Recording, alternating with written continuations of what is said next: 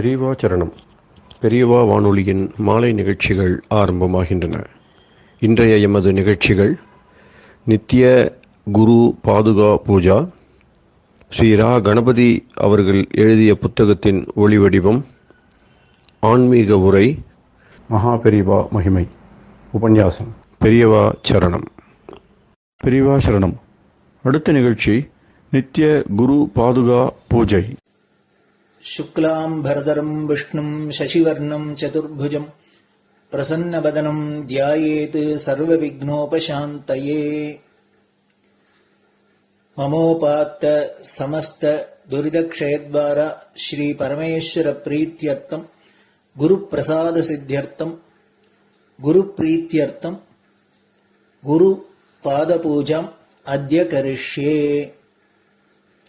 गुरुर्ब्रह्मा गुरुर्विष्णुर्गुरुर्देवो महेश्वरः गुरुः साक्षात् परब्रह्म तस्मै श्रीगुरवे नमः। अपारकरुणासिन्धुं ज्ञानदं शान्तरूपिणं श्रीचन्द्रशेखरगुरुं प्रणमामि मुदान्वहम्।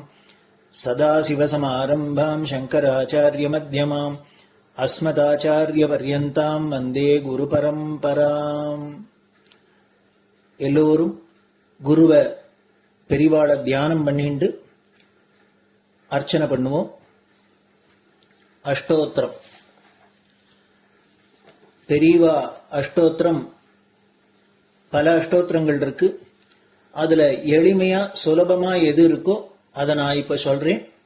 எல்லோரும் இதை கேட்டுண்டே திருப்பி சொல்ல முடிஞ்சுவா சொல்லி சொல்லி பெரிவாளுக்கு பாதத்துல ஒவ்வொரு புஷ்பத்தை அர்ச்சனை பண்ணலாம்.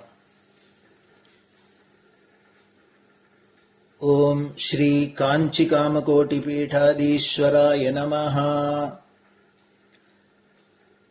श्रीमत् चंद्रशेखरेन्द्र सरस्वती गुरुभ्यो नमः. संन्यासाश्रम शिखराय नमः. काषाय दंडधारिणे नमः. सर्वपीठापहारिणे नमः. स्वामिनाथ गुरवे नमः. करुणासागराय नमः. जगदाकर्षण शक्तिमते नमः.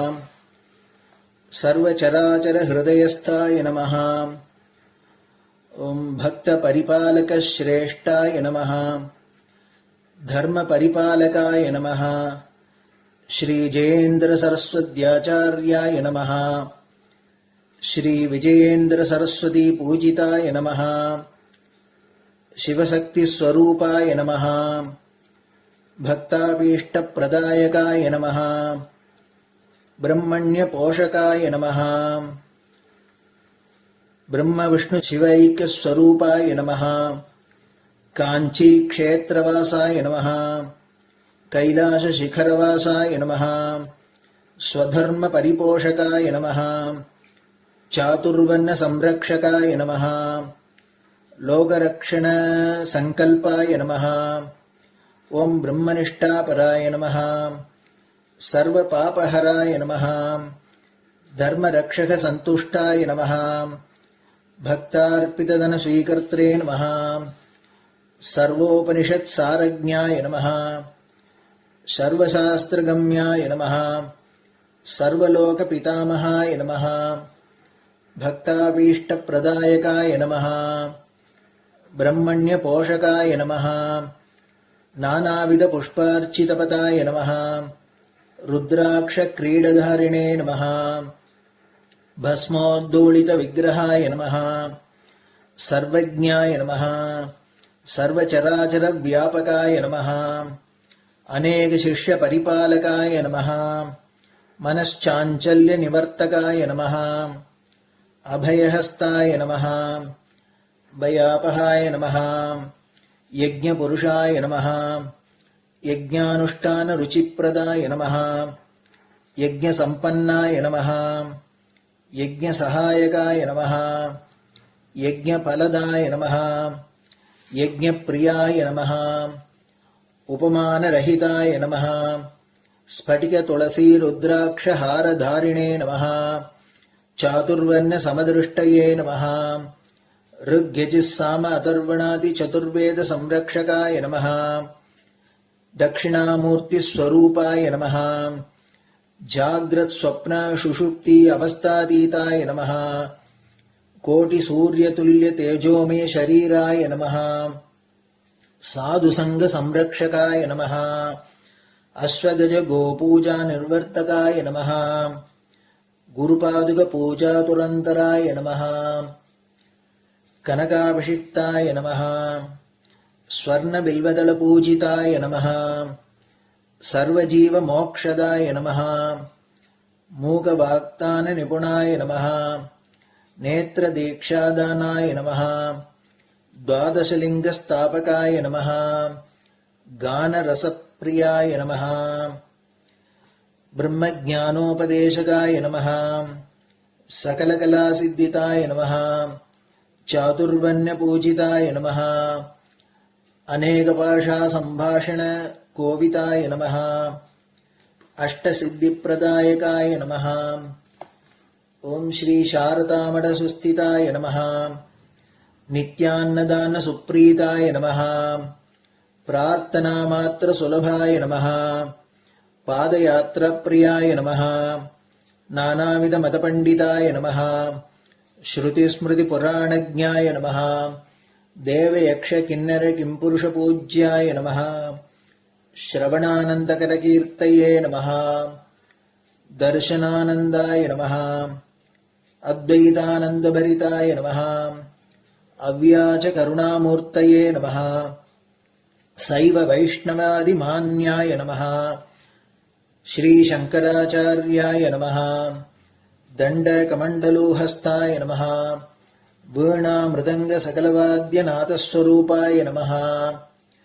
रामकथारसिकाय नमः वेदवेदाङ्ग आगमादिसकलकलासतस्प्रवर्तकाय नमः हृदयगुहाशयाय नमः शतरुद्रीयवर्णितस्वरूपाय नमः केदारेश्वरनाथाय नमः अविद्यानाशकाय नमः निष्कामकर्मोपदेशकाय नमः लघुभक्तिमार्गोपदेशकाय नमः लिङ्गस्वरूपाय नमः सालग्रामसूक्ष्मस्वरूपाय नमः कालड्यां शङ्करकीर्तिस्तम्भनिर्माणकर्त्रे नमः जितेन्द्रियाय नमः शरणागतवत्सलाय नमः श्रीशैलशिखरवासाय नमः डमरुकनादविनोदाय नमः वृषभारूढाय नमः दुर्मदनाशकाय नमः आभिचारिकदोषहर्त्रे नमः मिताहाराय नमः मृत्युविमोचकशक्त्याय नमः श्रीचक्रार्चनतत्पराय नमः दासानुग्रहकारकाय नमः अनुराधानक्षत्रजाताय नमः सर्वलोकख्यातशीलाय नमः वेङ्कटेश्वरचरणपद्मषट्पदाय नमः श्री महात्रिपुरसुन्दरी समेत श्री चन्द्रमौलीश्वर पूजाप्रियाय नमः श्रीमच्चन्द्रशेखरेन्द्र सरस्वती सद्गुरु परब्रह्मणे नमः गुरुभ्यो नमः परमगुरुभ्यो नमः परमेष्टिगुरुभ्यो नमः परात्परगुरुभ्यो नमः गुरुपरम्पराभ्यां नमः गुरुपादुकाभ्यां नमो नमः.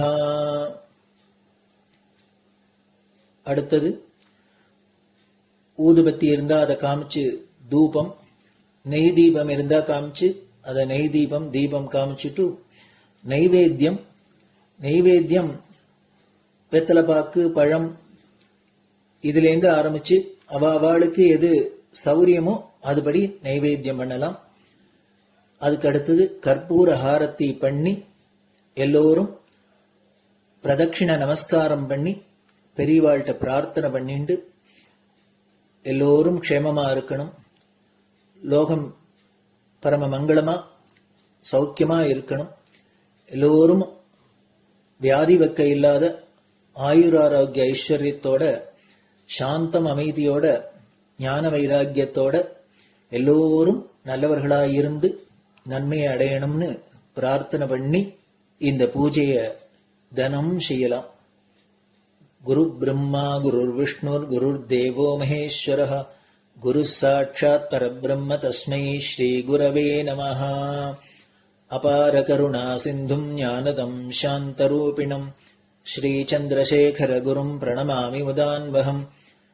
சதாசிவசமாரம்பாம் சங்கராச்சாரிய மத்யமாம் அஸ்மதாச்சாரிய பர்யந்தாம் வந்தே குரு பரம்பராம். குரு பாத பூஜை நிறைவடைஞ்சது. பெரியவா சரணம். பெரியவா சரணம். பெரியவா வானொலியில் நேயர்கள் அடுத்து கேட்க இருப்பது ஸ்ரீ ரா கணபதி அவர்கள் எழுதிய புத்தகத்தின் ஒளி வடிவம். அளிப்பவர் ஸ்ரீமதி உமா சங்கர் அவர்கள். தேனினும் இனிய சொல்லான் தீச்சுடர் மேனி கொண்டான் ஊனுயிர்க்குயிரதான ஒன்றினைக் கலந்து நின்றான் ஏனினிக் கவலை நெஞ்சே இன்றுனக் அருள் செய்தான் இஞ்ஞானவான் காமகோட்டி நாதனை நம்புவோமே. ஜெய ஜெய சங்கர ஹரஹர சங்கர. மகாபெரிவாளின் உபன்யாசங்களை ரா கணபதி அண்ணா தெய்வத்தின் குரல் என்ற பெயரில் 7 பாகங்களாக நமக்கு தொகுத்து அளித்ததின் முதல் பாகத்தின் அடுத்த பகுதி. ஐயப்பன். பரமாத்மா ஒன்றே சிவனாகவும் நாராயணனாகவும் ரூபம் தரிக்கிறது. சிவனாக இருக்கும்போது ஞானமூர்த்தியாக இருக்கிறது. நாராயணனாக இருக்கும்போது லோக சம்ரக்ஷணம் செய்கிறது. இப்படி சொல்வதால் சிவனும் விஷ்ணுவும் முற்றிலும் வேறு வேறு என்றோ அல்லது தொழிலை ஒட்டி கொஞ்சம் வேறுபட்டார் போலிருக்கிற நிலையில் சிவனுக்கு பரிபாலன சக்தி இல்லை என்றோ விஷ்ணுவுக்கு ஞான சக்தி இல்லை என்றோ அர்த்தமில்லை. அவர்கள் ஒவ்வொருவரும் முக்கியமாக செய்கிற அனுகிரகத்தையே குறிப்பிட்டேன். ஆலவிருட்சத்தின் கீழோ பனிமலை உச்சி மீதோ சிவபெருமான் வீற்றிருக்கிறார். உடலெல்லாம் விபூதி பூச்சு, புலித்தோலை இடுப்பில் கட்டி யானை தோலை போர்த்தி இருக்கிறார். தலையிலே ஜட்டாமுடி. அவரது ஸ்வரூபம், அலங்காரம், வாசஸ்தானம் எதை பார்த்தாலும் ஞானிகளுக்கு உரியதாக இருக்கிறது.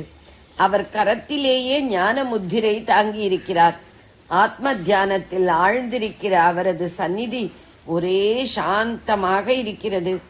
பரம சத்தியத்தை போதிக்கிற பரம குரு அவரே. அந்த பரம சத்தியமும் அவரன்றி வேறில்லை. இந்த உபதேசம் ஞானியின் தொழில். லோகரக்ஷணம் என்பது ராஜாவின் கடமை. அதனால்தான் நாராயணனை ஸ்ரீ வைகுண்டத்தில் சக்கரவர்த்தி போல் தியானிக்கிறோம். பீதாம்பரம், கௌஸ்துபம், வனமாலை, கிரீட குண்டலங்கள் தரித்து சாட்சாத் மகாலட்சுமியை மார்பிலே வைத்துக்கொண்டு ராஜாதி ராஜனாக இருக்கிறார் ஸ்ரீ மகாவிஷ்ணு. ஆச்சாரசீலரான ரிஷிகளைப் போல் ஈஸ்வரனுக்கு எப்போது பார்த்தாலும் ஸ்நானம் செய்வதில் பிரியம். அதனால்தான் வடதேசத்தில் ஈஸ்வரன் கோயில்களில் எல்லாம் சிவலிங்கத்தின் மேல் எப்போது பார்த்தாலும் ஜலம் கொட்டிக் கொண்டிருக்கும்படி தாரா பாத்திரத்தை கட்டி வைத்திருக்கிறார்கள். சக்கரவர்த்தி போன்ற மகாவிஷ்ணுவுக்கோ அலங்காரத்தில் பிரியம் அதிகம். அவருக்கு பட்டும் பொன்னும் புனைந்து மகிழ்கிறோம். அலங்கார பிரியோ விஷ்ணுகு அபிஷேக பிரியோ சிவகா என்றே சொல்வார்கள். ஈஸ்வரனின் அழகு மனத்தை அடங்கச் செய்கிற சாந்த சுபாவம் வாய்ந்தது. ஸ்ரீமன் நாராயணனின் சௌந்தர்யமோ மனத்தை மோகிக்கச் செய்து ஆனந்த கூத்தாடச் செய்வது. விஷ்ணுவின் திவ்ய ரூபத்திலிருந்து வைத்த கண்ணை வாங்க முடியாமல் எவரும் சொக்கிக் கிடக்க வேண்டியதாகிறது. ஸ்ரீராமனாகவும் கிருஷ்ண பரமாத்மாவாகவும் அவதரித்த போதும் இந்த ஜெகன்மோகன சௌந்தர்யம் அவரை விட்டு நீங்காமலே இருந்திருக்கிறது. இப்படிப்பட்டவர் மோகினி என்றே ஒரு உருவம் கொள்ளும்போது எத்தனை அழகாக இருந்து எல்லோர் உள்ளங்களையும் மோகிக்க வைத்து கொள்ளை கொண்டிருப்பார். பரமஞானியாக தபோமயமாக ஜொலித்துக் கொண்டிருந்த பரமேஸ்வரனின் மனத்தை கூட மகாவிஷ்ணுவின் மோகினி ரூபம் மயக்கிவிட்டது என்று புராணங்கள் சொல்கின்றன. மோகினியாக வந்த நாராயணனின் காருண்ய லாவண்யமும் பரமேஸ்வரனின் சாந்த ஞானமும் ஒன்று சேர்ந்தவுடன் ஒரு மகா தேஜஸ், ஒரு பெரும் ஜோதி பிறந்தது. இந்த தேஜஸே ஐயப்பனாக உருக்கொண்டது. ஹரிஹரபுத்திரன் என்றும் சாஸ்தா என்றும் ஐயனார் என்றும் சொல்வது இந்த ஐயப்பனைத்தான். ஐயன் என்பது ஆர்ய என்பதன் திரிபு. ஆர்ய என்றால் மதிப்புக்குரிய என்று பொருள். சாக்ஷாத் பரமேஸ்வரனுக்கும் நாராயணமூர்த்திக்கும் ஜனித்த குழந்தையை விட மதிப்புக்கு உகந்தவர் எவருண்டு? ஞானமும் தபசும் கலந்த சிவனின் பிரம்ம அம்சம், கிருபையும் சௌந்தர்யமும் சக்தியும் கலந்த விஷ்ணுவின் க்ஷத்ர அம்சம் இரண்டுமே நாம் உய்வு பெற அத்தியாவசியமாகும். ஹரிஹர புத்திரனாகிய ஐயப்பனிடம் இவை எல்லாமே ஒன்று சேர்ந்து இருப்பதாக கொள்ளலாம். இதனால்தான் போலிருக்கிறது சிவபெருமானின் மற்ற இரு பாலர்களை பிள்ளையார் என்றும் குமரன் என்றும் குழந்தைகளை குறிக்கிற சொல்லால் குறிப்பிட்டாலும் அவரது மூன்றாவது புத்திரனான சாஸ்தாவை மட்டும் மதிப்புக்குரியவராக, ஆரியராக, ஐயனாராக குறிப்பிடுகிறோம். ஆரிய என்பதுதான் ஐயர் என்று ஆயிற்று. முதலி முதலியார், செட்டி செட்டியார் மாதிரி ஐயனுக்கு மரியாதை பதம் ஐயனார். இதிலே ஒரு வேடிக்கை.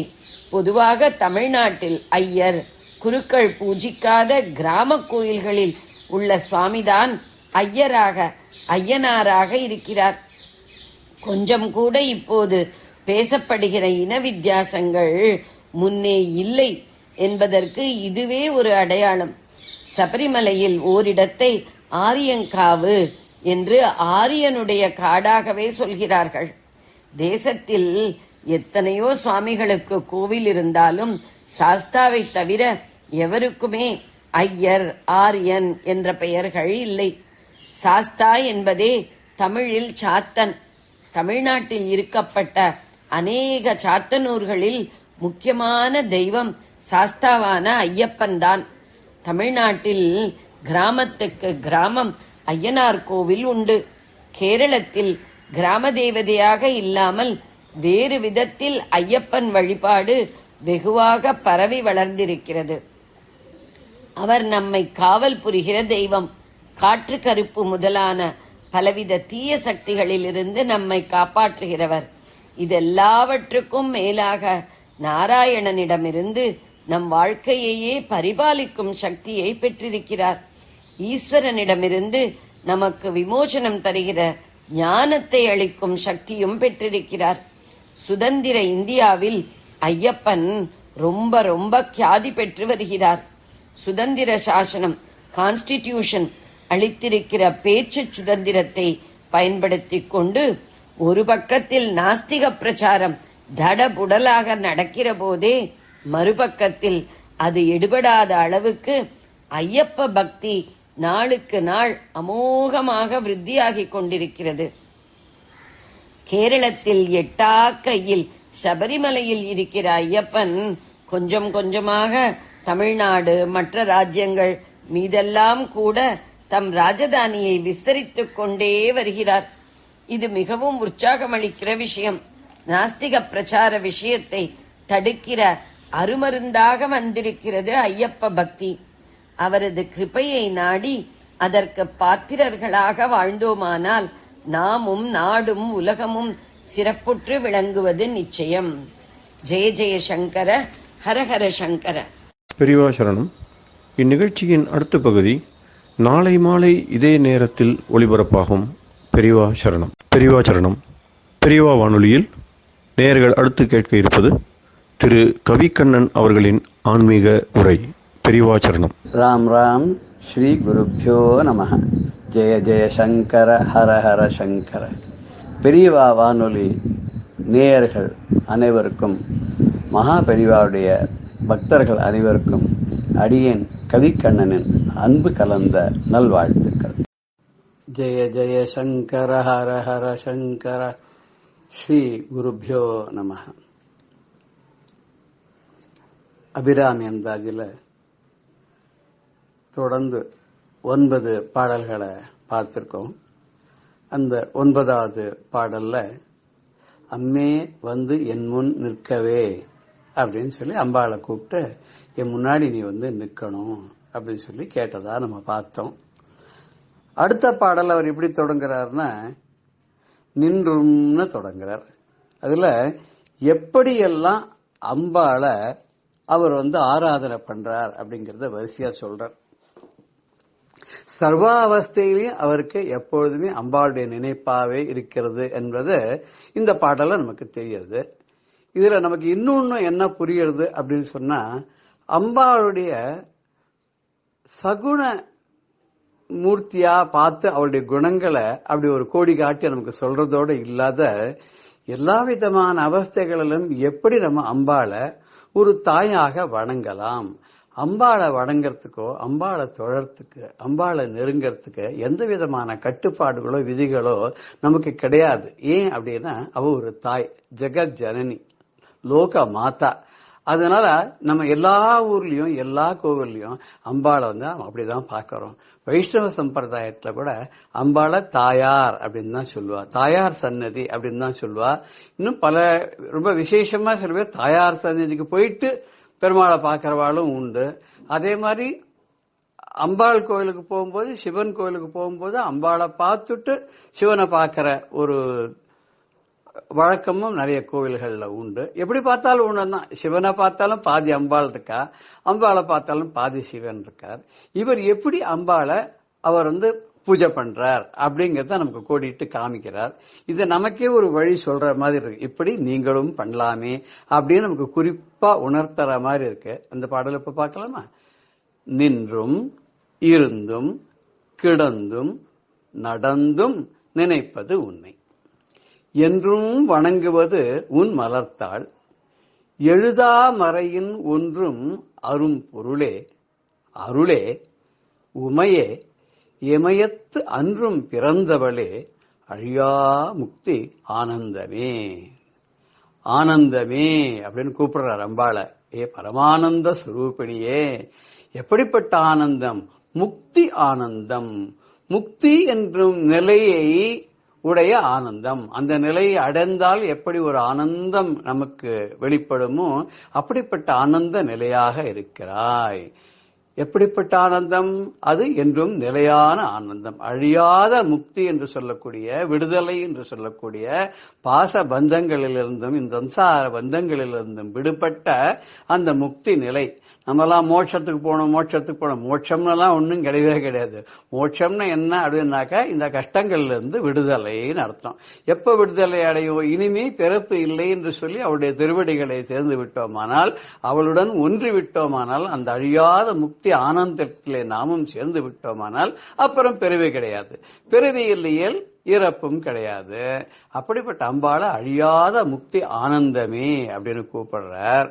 கூப்பிட்டுட்டு அவ யாருங்கிறத நமக்கு குறிப்பால உணர்த்துறார். எப்படி? இமயத்து அன்றும் பிறந்தவளே, இமவானுக்கும் மேனாவுக்கும் அன்று மகளாக பிறந்தவளே. எப்படிப்பட்ட மகளாக பிறந்தவள்? அரிய சிறிய கன்னிகையாக பிறந்தவள், அருளே வடிவாக பிறந்தவள், அரும் பொருளாக பிறந்தவள். எப்படிப்பட்ட அரும்பொருள் தெரியுமாவா? எழுதாமறையில் ஒன்றும் அரும்பொருள். எழுதாமறைன்னு சொன்னா வேதம். வேதத்தை அந்த காலத்துல எதுவும் எழுதினதெல்லாம் கிடையாது, புஸ்தகம் எல்லாம் கிடையாது. குரு சிஷ்யனுக்கு சொல்லி, சிஷ்யன் அடுத்த தலைமுறைக்கு சொல்லி சொல்லி சொல்லி சொல்லி அதனால எழுதா கிளவின்னு கூட அதுக்கு பேர். வேதத்துக்கு அது மறை அப்படின்னு தமிழ்ல சொல்ல, மறை பொருளாகவே வெளிப்படையாக புஸ்தகமாக வெளியிடாமல் காதின் மூலமாக கேட்டு மனதிலே அதை நிலைநிறுத்தி அடுத்த தலைமுறைக்கு சொல்றதுனால்தான் ஸ்ருதி ஸ்மிருதி. ஸ்ருதின்னு கேட்கறது, ஸ்மிருதின்னு ஞாபகத்துல வச்சுண்டு அப்படியே எழுதாமல் அடுத்த தலைமுறைக்கு அதை நம்ம பாதுகாப்போட வழங்குறது தான். அதுதான் ஸ்ருதி ஸ்மிருதி அப்படின்னு சொல்றோம். அப்படி அந்த எழுதாத வேதத்திலே உட்பொருளாக ஒன்றி இருக்கக்கூடிய அரும்பொருளாகிய அருளே வடிவான அந்த இமவானுக்கு மகளாக பிறந்த உமையே, அழியாத முக்தி ஆனந்தமே, என்றும் நிலையாக இருக்கக்கூடிய ஆனந்த வடிவாக இருப்பவளே அப்படி சொல்லிட்டு அவ என்ன சொல்றா தெரியுமா? என்றும் வணங்குவது உன் மலர்த்தாள். நான் என்னன்னைக்கும் ஒன்ன தவிர வேறு யாரையும் வணங்குறது இல்ல, உன்னுடைய மலர் பாதங்களை தான் நான் வணங்குகிறேன். கிருஷ்ணன் சொல்றான் இல்லையா கீதையில, அனன்யா சிந்தையந்தோமாம் ஏஜனா பர்யுபாசதே தேஷாம் நித்யாபியுக்தானாம் யோகக்ஷேமம் பகாமிகம் சொல்லலையா? என்னை தவிர வேற யாரையும் நினையாத என்னுடைய பக்தர்களுடைய க்ஷேம நலன்களை எல்லாம், நல்லது கெட்டது எல்லாத்தையும், சுகம் துக்கங்கள் துன்பங்கள் எல்லாவற்றையும் நானே தாங்கிக் கொள்கிறேன் அப்படின்னு கிருஷ்ணன் சொல்றார் இல்லையா, அதே அர்த்தத்தில் தான் இங்க எல்லாம் சொல்றார். என்றும் வணங்குவது உன் மலர்த்தாள் அப்படின்னார். இது மொத்தம் தானே வணங்குறது மொத்தம் தான் பண்றாளா? இல்ல, நினைப்பது உன்னை, என் நினைவுல எப்போதும் இருப்பவள் நீதான், உன்னை வணங்குறது நான் தான். அதனால தானே சரபோஜி மகாராஜா வந்த போது கூட இவர் தியான நிலையில இருந்தார். இவரை பரிசோதிக்கிறதுக்காக என்ன திதி இன்னைக்குன்னு கேட்ட உடனே பௌர்ணமின்னு சொன்னார். ஆனா அன்னைக்கு அமாவாசை. இந்த கதை நம்ம எல்லாருக்குமே தெரியும் இல்லையா?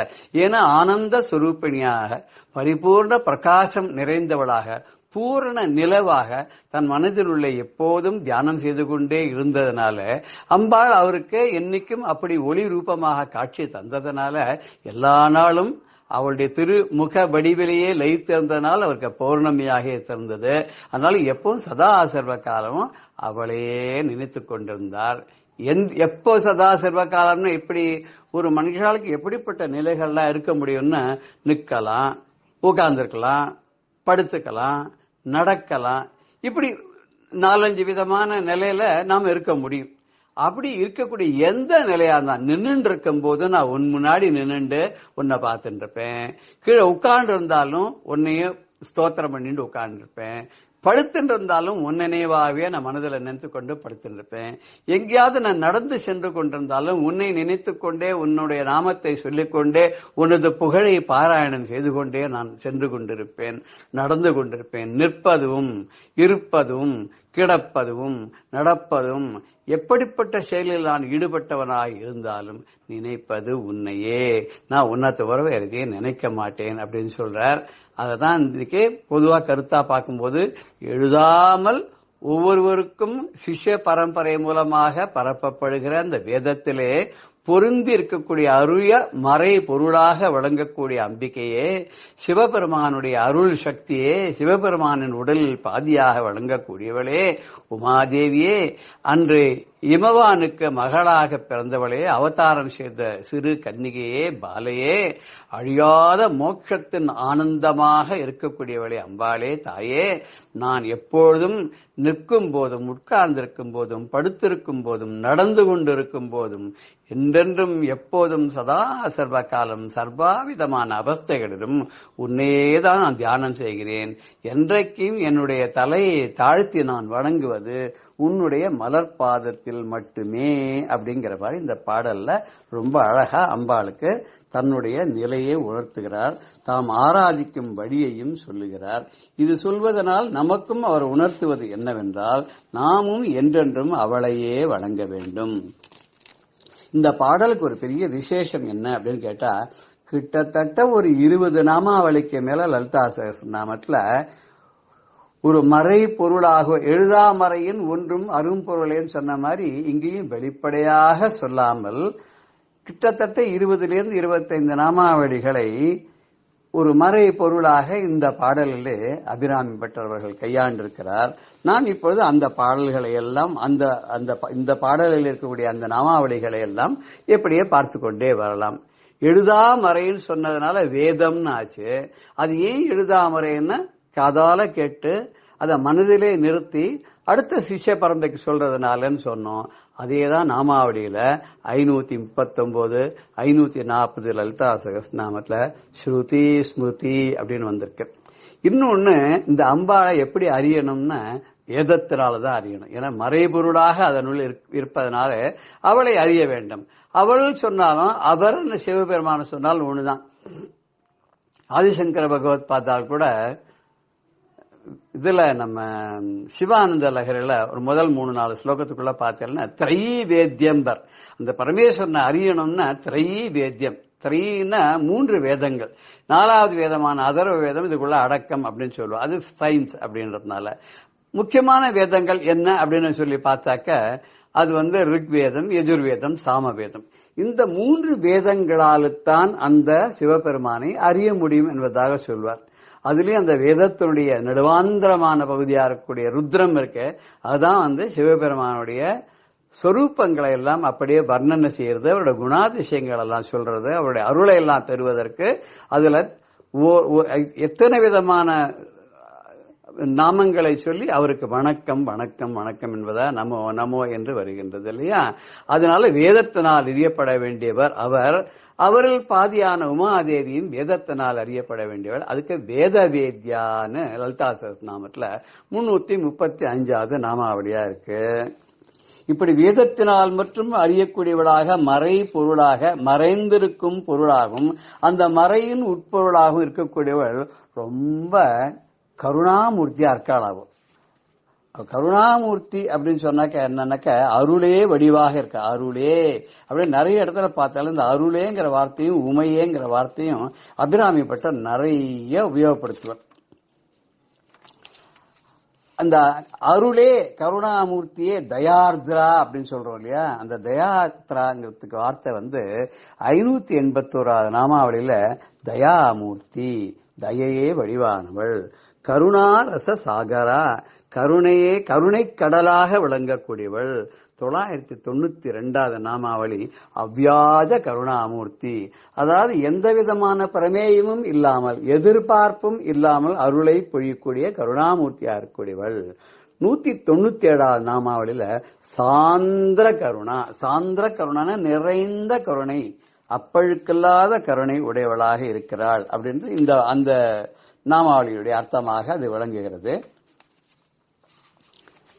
அதுக்கு அடுத்தது உமாங்கிற வார்த்தை, அது 633வது நாமாவளியா இருக்கு. இந்த உமையை நிறைய இடத்துல சொல்ற. அன்றும் இமயத்து அன்றும் பிறந்தவளே உமையன்னு இடத்துல சொல்றார். உமையும் உமையுரு பாகரம்னு அந்த ஒரு இடத்துல சொல்றார். அப்புறம் இன்னும் நிறைய இடத்துல கிட்டத்தட்ட ஒரு 7-8 பாடல்கள் இந்த உமையேங்கிற வார்த்தையை சொல்லுவார். ஏன்னா இந்த உமாங்கிறதுடைய ஒரு பொருள் என்னன்னா உகர மகர அகரம் இந்த 3 சேர்ந்ததுதான் உமா. உ இம் ஆன்னு. இது பிரணவத்தினுடைய 3 எழுத்துக்கள் வேறு விதமா மாத்தி போடும். ஆ ஊ இம்னா ஓம்னு ஆயிடும், ஊ இம் ஆன உமான் ஆயிடும். அந்த உமாங்கிற வார்த்தை 3 வேதங்களையும் குறிக்கக்கூடியதாகவும் பிரம்மா விஷ்ணு சிவன் மூவரையும் குறிக்கக்கூடியதாகவும் இருக்கிறதுனால இந்த உமை என்ற நாமத்துக்கு ரொம்ப விசேஷம் ஜாஸ்தி. அதனால பகவத் பாதாலும் இந்த உமாங்கிற வார்த்தையை ரொம்ப பிடிச்சதா இருந்திருக்கார். மகாபெரிவாளுக்கும் இந்த உமாங்கிற வார்த்தை ரொம்ப பிடிக்கும். அதே மாதிரி அபிராம பட்டரும் இந்த உமாங்கிற வார்த்தையை நிறைய இடத்துல உபயோகப்படுத்துறார். அதுக்கப்புறம் முக்தி ரூபிணி, அழியா முக்தி ஆனந்தமேன்னு சொன்னார் இல்லையா. அதனாலதான் இங்க முக்தி ரூபிணி. முக்தினா இந்த மோட்சமே ரூபமாக வடிவமாக இருக்கக்கூடியவள். அப்படின்னா என்ன அர்த்தம்? நமக்கு விடுதலை அளிக்கக்கூடிய ஒரு சாட்சாத்காரியாக இருக்கக்கூடிய அம்பாளுக்கு முக்தி ரூபிணி. அது 737. 736வது நாமாவளி பார்த்தா முக்திதா, அந்த முக்தியை தரக்கூடியவள், பந்த தலைகளை அறுத்து நமக்கு விடுதலையை தரக்கூடியவள், பந்த பாசங்களிலிருந்து நமக்கு மோட்சத்தை அளிக்கக்கூடியவள். அப்படி தரக்கூடிய முக்தி நிலையா 839வது நாமம். முக்தி நிலையா, முக்தி நிலையான முக்தியின் இருப்பிடம், மோட்சத்தின் இருப்பிடம். அவளுடைய திருவடியை சேர்ந்து விட்டோம்னா அப்புறம் நமக்கு பந்தத்தலையே கிடையாது. அப்படிங்கறதுனால தான் முக்தி நிலையான்னு பேரு. அவ விஷ்ணு அம்பாள் 2 பேருக்கும் பேதமே கிடையாது. அவளுக்கு அவ சத்யானந்த சுரூபிணி, சத்தியமும் ஆனந்தமும் ஒருங்கே இணைந்த வடிவானவள். சத்தியம் அப்படின்னு சொல்லிட்டோம்னா அது என்ன, எப்போதும் இருப்பது சத்து. ஆனந்தம் பரமானந்த சந்தோஷமான நிலை. இந்த 2ம் சேர்ந்தவளாக இருக்கிறதுனால சத்யானந்த ஸ்வரூபிணி. 625வது நாமத்துல கைவல்ய பததாயினி. கைவல்ய பததாயினி அப்படின்னு என்ன அர்த்தம்னா உயர்ந்த ஸ்தானத்தை நமக்கு அளிக்கக்கூடியவள். அதுக்கப்புறம் ஒண்ணுமே கிடையாது. இந்த மோட்சம்ன்றது கூட திருப்பி வரதுக்கு சான்சஸ் இருக்கு. ஆனா இந்த கைவல்யம் அடைஞ்சுட்டா, சாயுஜ்யம் அடைஞ்சுட்டா திருப்பி வர வேண்டாம். அது எப்பேற்பட்ட சாயுஜ்யம்னா 5 விதமான சாயுஜ்யங்கள் சொல்ற. சாலோக்கியம், சாரூபியம், சாமீபியம், அதுக்கப்புறம் சாயுஜ்யம், அப்புறம் கைவல்யம், இந்த மாதிரி நிறைய சொல்றேன். இது ஒன்னொன்னு ஒரு நிலைகள். இந்த நிலைகள்லாம் நம்ம அடையணும்னா அதுக்கு நிறைய புண்ணியங்களை பண்ணி அம்பாளுடைய கருணையை அடைந்து அம்பாளுடைய அருளுக்கு பாத்திரமாறுவாளுக்கு அது கிடைக்கும். அது முதல்ல நம்ம அவ பக்கத்துல சாமீபியம், அவ கிட்ட நெருங்குற பாக்கியம் கிடைக்குமா. அதுக்கப்புறம் அதுல அதே ஊர்ல இருக்கக்கூடிய இடம் நமக்கு நிலை கிடைக்குமா. சாமீபியம், அதுக்கப்புறம் சாரூபியம், அப்புறம் சாநித்தியம் கிடைக்கும். அவளுடைய சந்நிதிக்கு போய் நின்று தரிசனம் பண்ணக்கூடிய சாநித்தியம் கிடைக்கும். இப்படி ஒண்ணுனா கிடைச்சது அப்படின்னு சொன்னாக்க சாலோக்கியம், அவ இருக்கக்கூடிய திரிபுரத்திலேயே போய் சேரக்கூடிய நமக்கு பாக்கியமானது கிடைக்கும். கடைசியில சாயுஜ்யம்னா அவருடைய அருளுக்கு பாத்திரமாகக்கூடிய நிலை கிடைக்கும்னா கைவல்ய பததாயினி, அந்த அப்படிப்பட்ட விலை மதிப்பற்ற பதத்தை நமக்கு தரக்கூடியவள் 926வது நாமாவளி. பரமானந்தா, மிகவும் ஆனந்தமான நிலையில் இருப்பவள். அதுதான் ஆனந்த ரூபமாக இருப்பவளே அப்படின்னு சொல்ல, பரம அழியா முக்தி ஆனந்தமேன்னு சொன்னார் இல்லையா. அந்த ஆனந்த ரூபம், ஆனந்த கலிகா, ஆனந்தத்தின் அம்சமாக இருக்கக்கூடியவள்.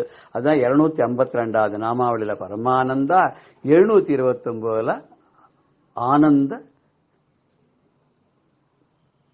சாகரா, ஆனந்த கலிகா அப்படின்ற நாமாவளி இருக்கு.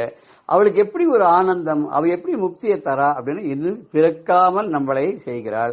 அவள் என்றும் பிறவாதவளாகவும் நித்தியமாகவும் இருக்கிறதுனால அவளை சார்ந்தவாளையும் அந்த நிலைக்கு அவ கொண்டு போயிடுறாங்கனால 766 நாமாவளி அஜான என்றும் பிறவாதவள். நித்யா, எப்பொழுதும் இருக்கக்கூடிய 136வது நாமாவளி. 174ல நிர்பவா, எப்பொழுதும் பிறக்காதவள், உற்பத்தி என்று இல்லாதவள். அவளுக்கு அழிவும் கிடையாது, பிறப்பும் கிடையாது. என்ன 951ல சொன்ன மாதிரி சாஸ்வதி, எப்போதும் நிரந்தரமாக இருக்கக்கூடியவள். க்ஷய வினிர்முக்தா, மரணத்திலிருந்து விடுபட்டவள், அவளுக்கு பிறப்பு இறப்பு இல்லாதவள். 867வது நாமாவளியில் இருக்கு. இது அஜா பிறவாதவள், க்ஷயா அழிவில்லாதவள். அப்படி அழிவும் இல்லாதவள், பிறப்பும் இல்லாதவள், என்றும் தேயாதவள், என்றும் நிரந்தரமாக இருக்கக்கூடியவள், சத்தியமாக ஆனந்த சுரூபிணியாக இருக்கக்கூடிய அந்த அம்பாவளை இவர் எப்படி தொழுகிறார் அப்படிங்கறத இந்த பாடல்ல ரொம்ப அழகா நம்ம பார்க்கிறோம். நின்றும் இருந்தும் கிடந்தும் நடந்தும் நினைப்பதுன்னை என்றும் வணங்குவது உன் மலர்த்தாள். எழுதாமறையில் ஒன்றும் அருபொருளே, அருளே உமையே இமயத்து அன்று பிறந்தவளே, அழியா முக்தி ஆனந்தமே.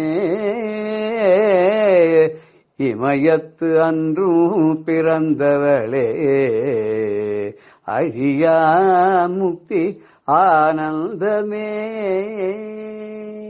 இப்படிப்பட்ட ஆனந்த சுரூபமாக இருக்கக்கூடிய அம்பாளை நாமும் தொழுது எல்லா நிலையிலும் அவளையே வணங்கி நாமும் பரமானந்தத்தை அடைவோமாக. ஜெய ஜெயசங்கர, ஹர ஹர சங்கர. ஸ்ரீ குருபியோ நம. பெரியவா சரணம். இந்நிகழ்ச்சியின் அடுத்த பகுதி நாளை மாலை இதே நேரத்தில் ஒளிபரப்பாகும். பெரியவா சரணம். பெரியவா சரணம். அடுத்த நிகழ்ச்சி மகா பெரியவா மகிமை உபன்யாசம். வழங்குபவர் பிரம்மஸ்ரீ கணேச சர்மா அவர்கள். காஞ்சி மகாபிரிவா 1940ஆம் வருஷத்திலேருந்து யாத்திரை பண்ணினா. தன்னோட பராபர குரு அவள்லாம் பண்ணின மாதிரி தானும் பண்ணணும் அப்படின்னு ஆசைப்பட்டு அதில் முக்கியமான பல நிகழ்ச்சிகள், பல திட்டங்கள்லாம் போட்டா. இந்த காலகட்டத்தில் தான் தர்ம சம்ஸ்தாபனார்த்தம் அதை ஒரு செயல் வடிவம் கொண்டு வரத்துக்காக பல ஸ்கீம் எல்லாம் சொன்னா. அதில் ஒன்று முத்ராதிகாரிகள் சங்கம் அப்படின்னு ஒன்று.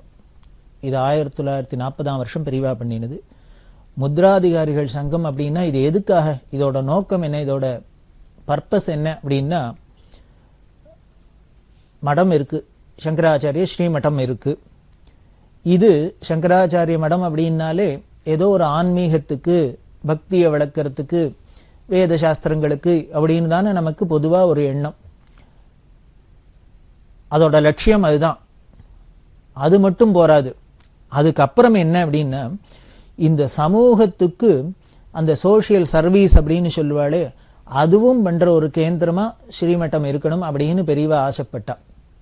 அந்த ஸ்பிரிச்சுவல் லைன்ல மட்டும் கான்சென்ட்ரேட் பண்ணி இந்த ஜனங்களுக்கு ஸ்பிரிச்சுவலா என்னென்ன வேணுமோ அதை கொடுக்கறதோட, இந்த பௌதீகமா இந்த லோக வாழ்க்கைக்கு, இந்த சமுதாயத்துக்கு ஒரு சர்வீஸ் மாதிரி பண்ணணும் அப்படின்லாம் பெரியவாளுக்கு தோணி, அதுக்கு என்ன பண்ணணும், அதை பண்ணணும் ஸ்ரீமட்டம் சார்பா பண்ணணும்னா இதை பண்றதுக்கு இனிமே அந்த பீடாதிபதிகளே இறங்கி வர முடியாது. அதுக்காக சில ரெப்ரசன்டேட்டிவ் வேணும், சில கைங்கரியம் பண்ற தொண்டர்கள்லாம் வேணும். அதுக்காக தான் முத்ராதிகாரிகள் சங்கம் அப்படின்னு பெரியவா நிறுவித்து அந்த முத்ராதிகாரிகள் சங்கம் என்னன்னா ஸ்ரீமடத்துக்கும் மக்களுக்கும் பொதுஜனங்களுக்கும் ஒரு தொடர்பை ஏற்படுத்தணும், ஒரு லிங்க் வேணும். அதாவது மடம் பாட்டுக்கு தனியா இருக்கிறது, நாம பாட்டுக்கு தனியா இருக்கும், நம்ம பாட்டுக்கு ஏதோ நம்ம காரியத்தை பார்த்துட்டு இருக்கோம், குளிக்கிறோம், சாப்பிட்றோம், சம்பாதிக்கிறோம், கல்யாணம் பண்ணிக்கிறோம், குழந்தை பெற்றுக்கிறோம், போறோம் வரோம் அப்படின்னு இருக்கிறது. மடம் பாட்டுக்கு ஏதோ பூஜை பண்ணிட்டு இருக்கிறது, அதை பண்ணிருக்கு அப்படின்னு இருந்தா இது பாட்டுக்கு தனியா அது பாட்டுக்கு தனியா இருந்து பிரயோஜனம் இல்லை. ரெண்டுத்துக்கும் ஒரு லிங்க் வரணும். அதுவும் எப்படி வரணும்? கிராஸ் ரூட் லெவல்ல அப்படின்பா. சாமானிய ஜனங்களுக்கும் அந்த மடத்தோட தொடர்பு வரணும். இந்த மடம்ங்கிறது சாமானிய ஜனங்கள் லெவல்லையும் போகணும். ஏதோ படிச்சவாளுக்கு படிக்காதவாளுக்கு இந்த ஜாதிக்கு அந்த ஜாதிக்குலாம் இருக்கக்கூடாது. எல்லாருக்கும் அத்தனை பேரும் நம்மளோட ஆச்சாரியால் நம்மளோட மடம் அப்படின்னு அந்த பாவம் வரணும். அதுக்கு ஒரு லிங்க் வரணும், தொடர்பு ஏற்படணும். அப்படிங்கிறதுக்காக தான் இந்த மடத்துக்கும் மக்களுக்கும் தொடர்பு வர்றதுக்காகத்தான் ஒரு ரெப்ரசன்டேட்டிவ்ஸா இந்த முத்ராதிகாரிகள் அப்படிங்கிறத நியமனம் பண்ணினா.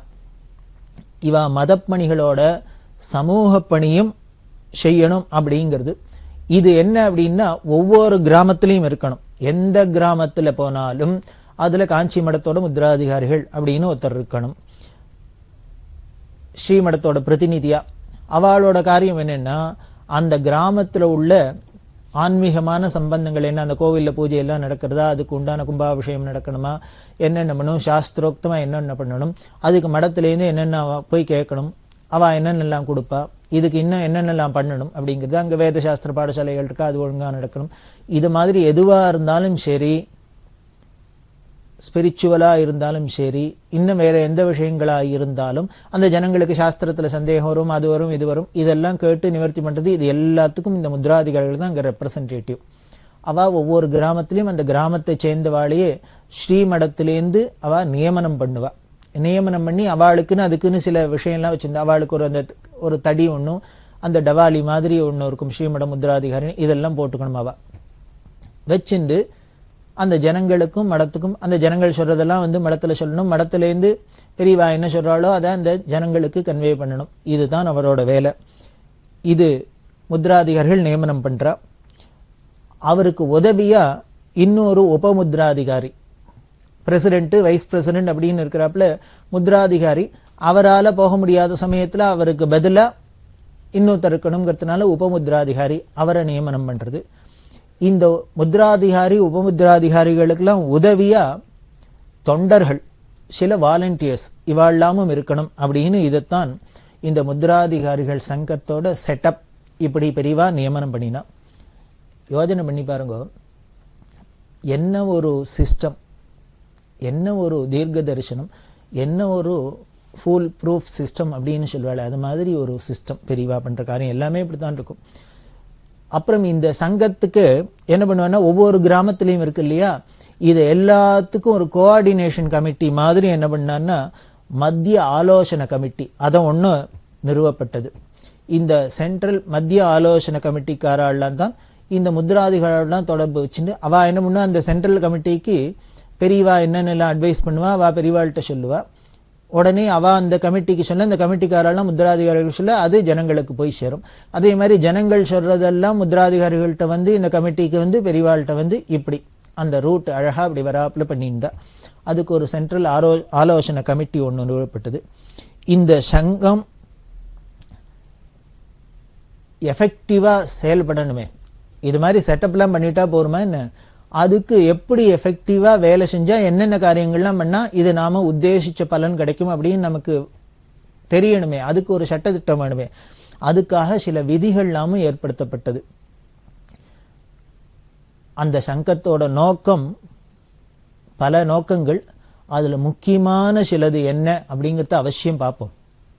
அந்த சங்கம் நிறுவனத்தே அதுக்கு சில விதிமுறைகள்லாம் ஏற்படுத்தப்பட்டது, அதோட நோக்கங்கள்லாம் சொல்லப்பட்டது. அது என்னங்கிறத அவசியம் பார்க்கணும். அதை நான் அப்படியே சொல்றேன், கேட்டாலே ஆச்சரியமா இருக்கும். இது எவ்வளவு முக்கியம் அப்படிங்கிறது தெரியும். முதல் முக்கியமான நோக்கம், சமூக சேவையில கிராம மக்கள்லாம் ஒத்துமையா சேவை பண்ணணும். எந்த ஒரு காரியம் பண்ணினாலும் சரி, ஒரு கிராமத்துல யாரா இருந்தாலும் இந்த ஊர் ஜனங்கள் எல்லோரும் அந்யோன்யமா ஈடுபடணும். அவாவா குடும்ப காரியத்தை அவாவா பார்த்துக்கிறா. ஒரு குடும்பத்திலேயே பார்த்துங்களேன், 4 பேர் 10 பேர் இருந்தோம் அப்படின்னா, ஒரு வீட்டில் சமையல் ஆகணும், சாப்பாடு ஆகணும், எல்லாரும் சௌக்கியமா நிம்மதியா இருக்கணும் அப்படின்னா, அதுக்கு அந்த குடும்பத்தில் இருக்கிற எல்லாரும் ஒத்துழைச்சாதான் அந்த வீடு அமைதியா இருக்கும், இந்த காரியங்கள்லாம் நடக்கும். அப்படின்னா ஒரு குடும்பத்துக்கே எப்படின்னா, ஒரு கிராமமே அமைதியா இருக்கணும், எல்லாரும் சௌக்கியமா இருக்கணும்னா அவ எல்லாரும் ஒருத்தருக்கு ஒருத்தர் ஒரு அண்டர்ஸ்டாண்டிங், ஒரு கோஆர்டினேஷன், ஒரு பிரியம், இதெல்லாம் இருக்கணும் இல்லையா? அப்படி இருந்தால் தானே முடியும். அதுதான் முதல் நோக்கம். சமூக சேவையில இந்த முத்ராதிகாரிகள் நியமனத்தில் முதல் நோக்கமே என்னென்ன, கிராம மக்கள் அத்தனை பேரும் ஒத்துமையோட சர்வீஸ் பண்ணணும். சர்வீஸ்னா என்ன, அவாவா டியூட்டியை செய்யணும், அவாவாளுக்குன்னு என்ன சொல்லப்பட்டிருக்கோ விதிக்கப்பட்டிருக்கோ அதுல தவறாத செய்யணும். இது முக்கிய முதல் நோக்கம். இப்படி ஒவ்வொரு கிராமமும் இருந்துட்டா, எப்படி ஒரு கிராமத்துல 10 வீடுன்னா 10 வீடும் அவாவா டியூட்டியை பார்த்துட்டு அவாவா காரியத்தை பார்த்துட்டு ஒழுங்கா இருந்துட்டா அந்த கிராமமே அமைதியா இருக்கு, சௌக்கியமா இருக்கோ, அதே மாதிரி ஒவ்வொரு கிராமம் இருந்துட்டுனா இந்த நாடே சௌக்கியமா இருக்கும், ஒவ்வொரு நாடும் இருந்துட்டா இந்த உலகமே சௌக்கியமா இருக்கும். இதான் முதல்ல சொன்னேன், கிராஸ் ரூட் லெவல்லேருந்து பெரியவா எப்படி இந்த தர்மத்தையும் இந்த பக்தியும் இதெல்லாம் கொண்டு வராங்கிறதுக்கு இதெல்லாம் சாட்சி. ரெண்டாவது, நம்ம தேசத்துல அநேகமா கோவில் இல்லாத கிராமங்களே கிடையாது. நிச்சயமா சொல்லலாம், எல்லா கிராமத்திலையும் கோவில் இருக்கும். அதுவும் தமிழ்நாட்டை பொறுத்த வரைக்கும் பார்த்தீங்கன்னா, பெரியவா சொல்லுவா, உலகத்துல மொத்தம் எத்தனை கோவில் இருக்கோ அத்தனை கோவிலையும் கணக்கெடுத்து தமிழ்நாட்டில் இருக்கிற கோவிலையும் பார்த்தீங்கன்னா, உலகத்துல உள்ள மொத்தம் உள்ள கோவில்ல முக்காவாசி தமிழ்நாட்டிலே இருக்கும் அப்படின்னு. இந்த தமிழ்நாடுங்கிறது, தமிழ் மண்ணுங்கிறது ஸ்ரீமத் பாகவதத்திலேயே சொல்றது. பார்த்தீங்கன்னா அந்த பாகவத மகாத்மியத்தை சொல்றதே அந்த பக்திங்கிறவர், இந்த தேவதை சொல்றது, நான் திராவிட தேசத்துல பிறந்தேன், அதுக்கப்புறம் கன்னட தேசத்துல வளர்ந்தேன், மகாராஷ்டிரத்துக்கு போனேன், குர்ஜரத்துக்கு போனேன், அப்படி எல்லாம் சொல்லிட்டு வருது. அதுல இந்த பக்தியோட பிறப்பிடம் எதுன்னு பக்தியே சொல்றது பாத்ம புராணத்துல சொல்றதுதான் ஸ்ரீமத் பாகவத்துல வருது. எங்கன்னா திராவிட தேசத்துல பிறந்தேன் அப்படின்னு சொல்றது. இதுலேருந்தே தெரியறது பக்திங்கிறது பிறந்த மண்ணே தாய் வீடே தமிழ்நாடு தான் அப்படின்னு தெரியுது. அதுக்கு சாட்சியா தான் இத்தனை கோவில், உலகத்துல உள்ள கோவில்ல முக்காவாசி கோவில் தமிழ்நாட்டிலேயே. அப்படின்னா அதுவும் கிராமத்துக்கு கிராமம் பார்த்தீங்கன்னா ஊரே துணுண்டுக்கா இருக்கு. அந்த ஊர்ல இருக்கிறதுலே பெருசு என்னன்னா கோவில். அதுலயும் விசேஷமா என்னன்னா, அந்த சைவ வைஷ்ணவ அந்த பேதம் இல்லாத பெருமாள் கோவிலும் இருக்கும், சிவன் கோவிலும் இருக்கும், அதுக்கப்புறம் கிராம தேவதைகள் கோவில் எல்லாமும் இருக்கும். இப்படி இத்தனை கோவில் இருக்கும். கிராமம் பார்த்தா ஊரை பார்த்தா இத்தனோண்டுக்கா இருக்கும், அதுக்குள்ள இத்தனை கோவில். இதுல இருந்தே தெரியறதோ இல்லையோ எப்படி பக்தி வேறு ஒன்று இருக்கு அப்படின்னு. அதைத்தான் இங்க பெரியவா சொல்றா. அந்த தேவாலயத்தெல்லாம் அந்த கட்டடங்கள்லாம் பாதுகாக்கணும். ஒவ்வொரு கோவிலையும் ராஜாக்கள்லாம் சக்கரவர்த்திகள்லாம் எத்தனையோ பக்தாள்லாம் தங்களோட உடல் பொருள் ஆவின்னு அத்தனையும் செலவழிச்சு பரம பக்தியினால அவ்வளவு பெரிய ஒரு அதிசயமா சில்பாதிசயமெல்லாம் கோவில் கட்டியிருக்கா. நம்மளால அதை கட்ட முடியாது, இன்னுமே கட்ட முடியலனாலும் இந்த கட்டினத்தை ஒழுங்கா பாதுகாக்கணுமே. நாம் இனிமே சம்பாதிச்சு சொத்து சேர்க்க முடியாதுன்னா கூட நம்ம அப்பா தாத்தா சேர்த்து வச்ச சொத்தை ஜாகிரதையா கரைக்காத பார்த்துட்டாலே நம்ம பண்ற கைங்கரியம் தானே. அதைத்தான் இங்க. அதனால அந்த கோவில் எல்லாம் பாதுகாக்கணும். இந்த கிராமங்கள்ல உள்ள ஆலயத்துல பார்த்தேன்னா சீர்கட்டு போனது பலது இருக்கு. அங்க பார்த்தேன்னா கோபுரங்கள்லாம் இடிஞ்சு அங்க ஒரே மரங்க செடி கொடி எல்லாம் வளர்ந்து புல் புதரா மூண்டி என்னெல்லாமோ இருக்கு. அதெல்லாம் முதல்ல சீர்படுத்தணும். சரி, அப்படி இடிஞ்சு போனதுக்கு போக மீதி இருக்கிறதானும் இடியாதெல்லாம் பார்த்துக்கணும், ஜாகிரதையா இருக்கிறாப்புல பார்த்துக்கணும். சீர்கட்டது போக மீதி சீர்கடாத இருக்கான்னு பார்த்துக்கணும். அதுக்கு இந்த முத்ராதிகாரிகள் சங்கம் இதோட நோக்கத்துல அதெல்லாம் ஒண்ணும். அதே மாதிரி பிராகாரத்துல முளைச்சுக்கிற இந்த முள்ளுகள் எல்லாம் வெட்டுறது, செடி கொடி எல்லாம் வைக்கிறது, இதெல்லாம் பண்ணணும். இதைத்தான் அப்பர் சுவாமிகள் உழவார பணின்னு பண்ணிட்டு வந்தார். இதெல்லாம் நமக்கு பரம்பரையா வர்றதுதான் இந்த குணங்கள்லாம். அப்பர் சுவாமிகள் பார்த்தீங்கன்னா கையில ஒரு தோசை திருப்பி மாதிரி ஒண்ணு வச்சுன்னு அது உழவார அப்படின்னு பேரு.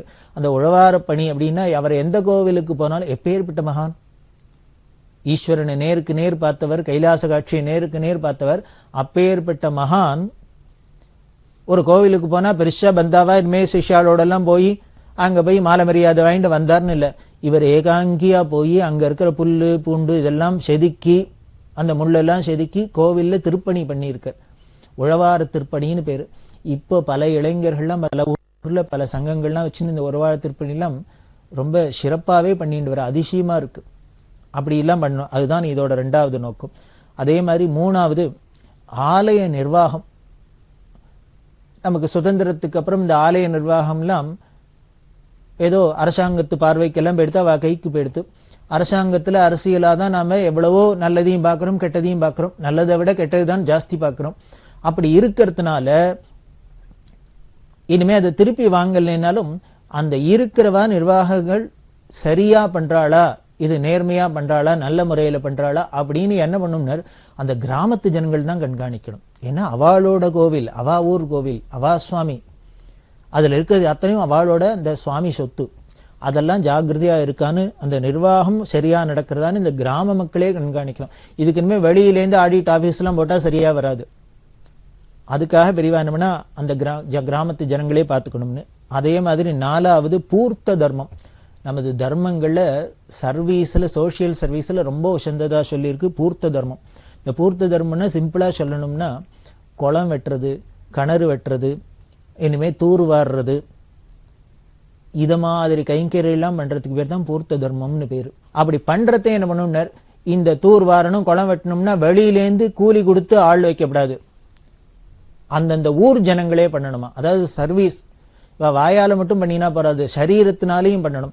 அதுல இந்த ஜாதி அந்த ஜாதி, படிச்சவா படிக்காதவா, ஏழை பணக்காரன் எந்த வித்தியாசம் பார்க்காத அந்த ஊர்ல இருக்கிற பெரிய மனுஷன்லேருந்து சின்ன மனுஷன் வரைக்கும், ஆம்பளையிலேருந்து பொம்பளை வரைக்கும் அத்தனை பேரும் இதுல போய் மம்முட்டியை தூக்குறதோ, கூடையை தூக்கி வெட்டுறதோ, கொத்துறதோ, மண்ணள்ளி கொட்டுறதோ எல்லாம் பண்ணணும்.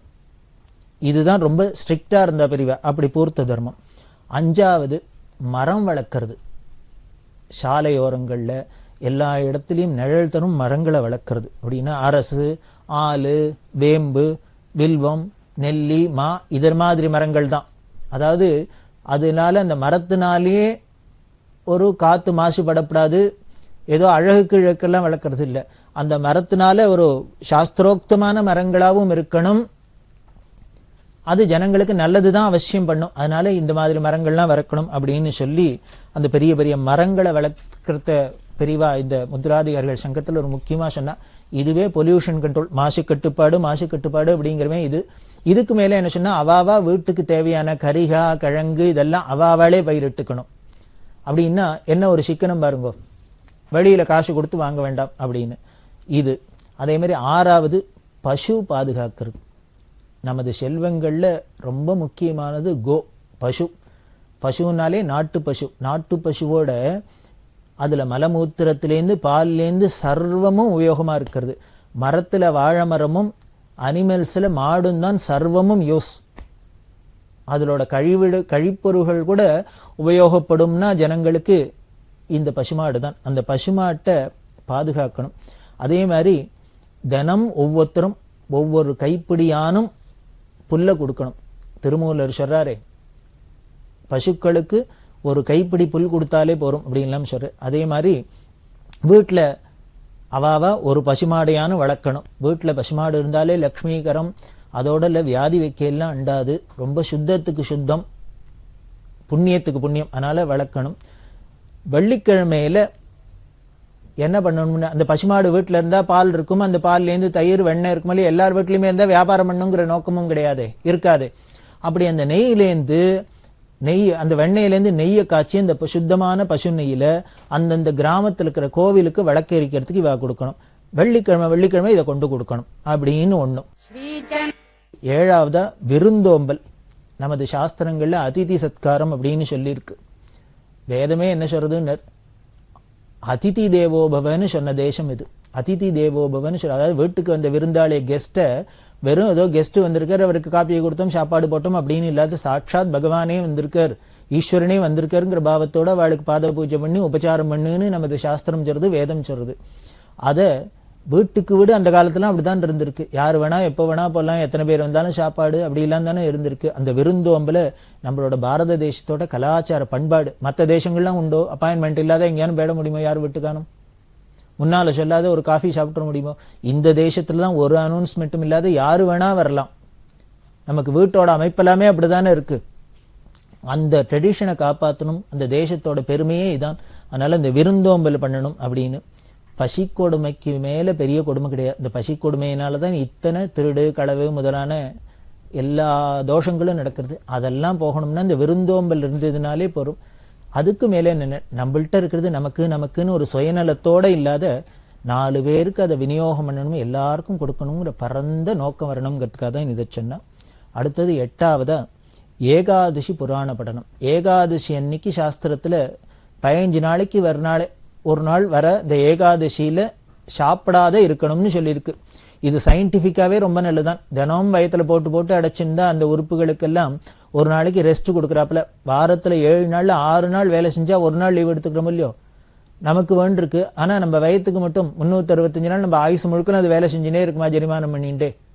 அதனால அதுக்கும் ஒரு ஓய்வு கொடுக்கணும் அப்படிங்கிறதுக்காகவே ஏகாதசியில உபவாசம் இருக்கணும்னு சாஸ்திரம் சொல்லியிருக்கு. எதை விட்டாலும் விடலாம், இந்த ஏகாதசி விரதத்தை மட்டும் விடக்கூடாது. இது எல்லாருமே பண்ணணும், எல்லா வர்ணத்தாரும் எல்லாரும் பண்ணணும். 8 வயசுலேருந்து 80 வயசு வரைக்கும் உள்ளவா அத்தனை பேரும் இந்த பட்னி இருக்கணும். முடிஞ்சா தீர்த்தம் கூட சாப்பிடாத நிர்ஜலமா இருந்தா ரொம்ப விசேஷம். அப்படி இல்லையா பால் அது மாதிரி லிக்விடா சாப்பிட்றது, அதுவும் முடியலையா ஏதோ பழங்கள் சாப்பிட்றது. குறைஞ்சபட்சம் அட்லீஸ்ட் தினம் சாப்பிட்றப்பலையான்னு வடபாயசத்தோட விருந்து சாப்பிடாதையான்னு இருக்கணும். அது முக்கியம். அந்த ஏகாதசியில இப்படி உபவாசம் இருக்கணும். அப்படி இருந்தாக்க பொழுது போகாதும், அன்னைக்கு நல்ல பொழுதா கழிக்கணும். அதுக்காக என்ன பண்ணா புராண படனங்கள், ஏகாதசி புராண படனம் அப்படின்னு கிராமத்துல ஒரு பொது இடத்துல உட்காந்து ஹரிஜனங்கள்லேருந்து அத்தனை பேரும், பண்டிதாள்லேருந்து பாமராள்லேருந்து அத்தனை பேரும் சொல்ல, ஏதோ அந்த ஊர்லயே இருக்கிறவர் பெரிய உபன்யாசகர் தான் வரணும் இல்லை, அந்த ஊர்ல இருக்கிறவா கொஞ்சம் பேச தெரிஞ்சவா இந்த புராண இதிகாசங்கள்லாம் படிச்சு அதுல உள்ள கதைகள்லாம் சொல்றது. அதுல முக்கியமா பக்தாளோட சரித்திரம்லாம் இருக்கணும். அதுவும் நம்ம நாட்டு 63 நாயன்மார்கள் ஆழ்வார்கள் இவாளோட கதையோட இன்னும் துக்காராம் சுவாமிகள் முதலான தேசத்துல பல மீராபாய் இவாள மாதிரி பக்தாள்லாம் இருக்கு, அவளோட சரித்திரத்தெல்லாம் சொல்லணும். ஏன் அப்படின்னா பகவானோட கதையை கேட்கறத விட பக்தாளோட பாகவதாளோட கதையை கேட்டா நம்மளும் அவளை மாதிரி ஆகலாமேன்னு நமக்கு ஒரு நம்பிக்கை வரும், ஆகணுங்கிற ஒரு உற்சாகம் வரும். அதுக்காக இந்த ஏகாதசி புராண பட்டனம் அவசியம் பண்ணணும். அடுத்தது தர்மசாஸ்திரம். இந்த தர்மசாஸ்திரத்துல மனுஷனுக்கு எப்படி இருக்கணும், எப்படி இருக்கக்கூடாது, என்னென்ன செய்யணும், என்னென்ன செய்யக்கூடாது அப்படிங்கிற ஆச்சார அனுஷ்டானத்தெல்லாம் நமக்கு சாஸ்திரங்களை விரிவா சொல்லப்பட்டிருக்கு. இது நம்ம சனாதன இந்து மதத்துக்கு மட்டுமே ஸ்பெஷலா உள்ள ஒரு விஷயம். வேற எந்த மதத்திலையும் இந்த தனி மனிதனோட வாழ்க்கையில இவ்வளவு ஒழுக்கத்தை இவ்வளவு நியதியெல்லாம் சொல்லவே இல்லை. இங்கதான் அப்படி சொல்றது. கார்த்தால ஏந்துன்னு பல் தேய்க்கிறதுலேருந்து ஆரம்பிச்சேன்னா ராத்திரி படுத்துக்க போற வரைக்கும் எப்படி இருக்கணும், என்னென்ன செய்யணும், என்னென்ன செய்யக்கூடாது அப்படிங்கிறதெல்லாம் சொல்றது இல்லையா.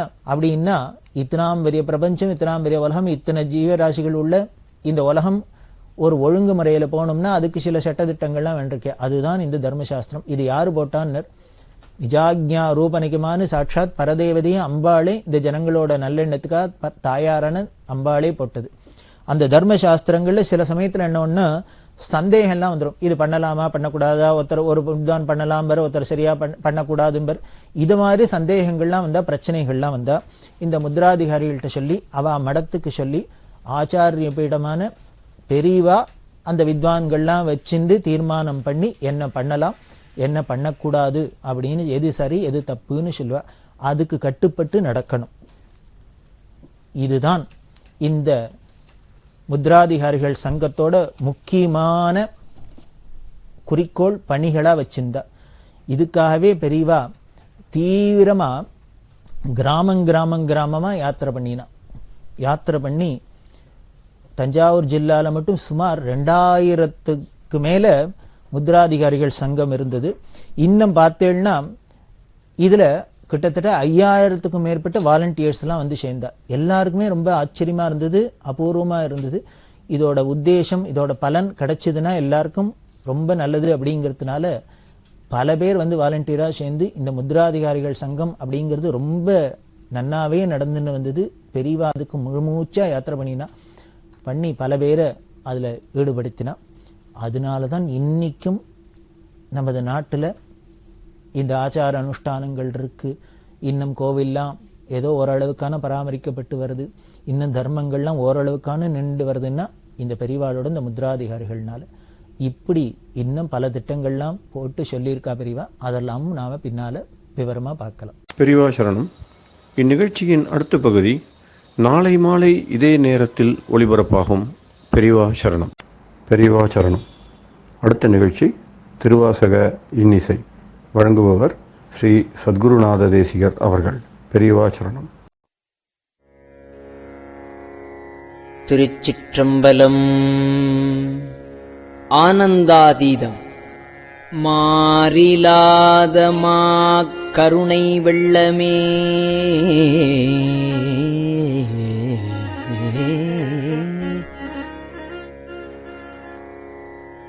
வந்து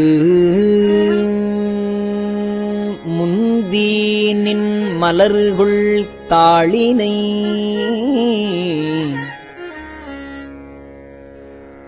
வேறிலா பதப்பரிசு பெற்ற நின் மெய்மை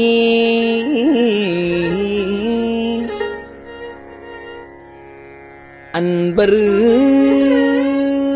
உன் மெய்மை மேவினாறு ஈரிலாத நீ எளியாகி வந்து ஒளிசை மானுடமாக நோக்கியும்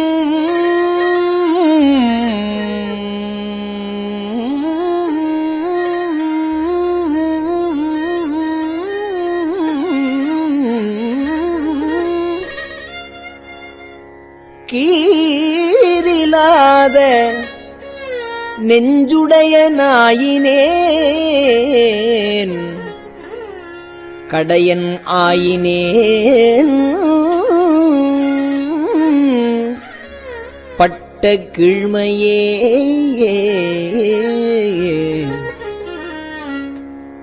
மையிலங்கு நல் கண்ணி பங்கனே வந்து என்னை பணிகொண்ட பின் மழக்கையிலங்கு பொற்கிண்ணம் என்றலால்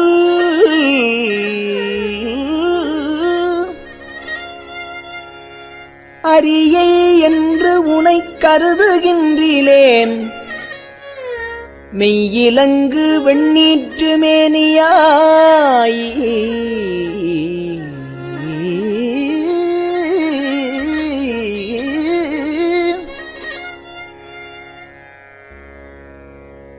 மெய்மை அன்பரு உன் மெய்மை மேவினார் பொய்யில் அங்கு என்னை புகுதவிட்டு நீ போவதோ சொலாய் பொருத்தமாவதே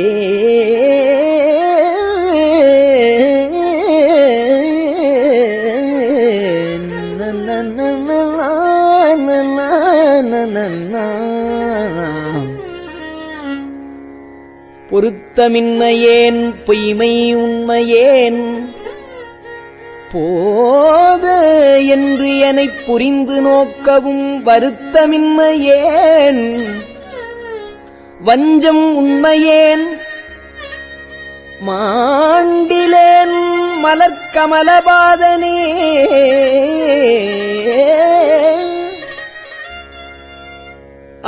அரத்தமேனியாய் அருள் செய் அன்பரும் நீயும் அங்கு எழுந்து அருளி இங்கு என்னை இருத்தினாய் முறையோ என் எம்பிரான் வம்பனேன் வினைக்கு இறுதியில்லையே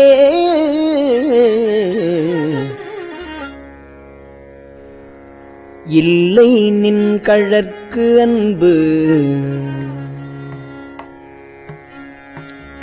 இல்லை நின் கழற்கு அன்பது என்கனே ஏலம் ஏழு நற்குழலி பங்கனே இல்லை நின் கழற்கன்பதென் கணே ஏலம் ஏழு நற்குழலி பங்கனே கல்லை மென் கனியாக்கும்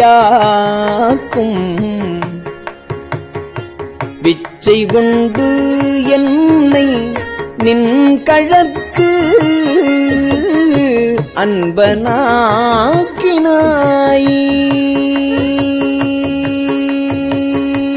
எல்லை இல்லை நின் கருணை எம்பிரான் ஏது கொண்டு நான் ஏது செய்யினும் வல்லையே எனக்கு இன்னும் உன் கழல் காட்டி மீட்கவும் மறுவில் வானனே கழல் காட்டி மீட்கவும் மறுவில் வானனே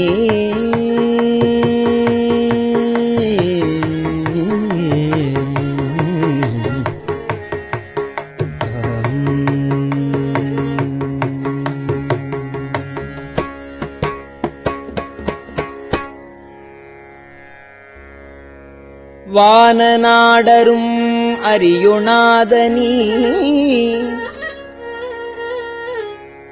மறையில் ஈரும் முன் தொடரொணாதனீ ஏனை நாடரும் தெரியொணாதனீ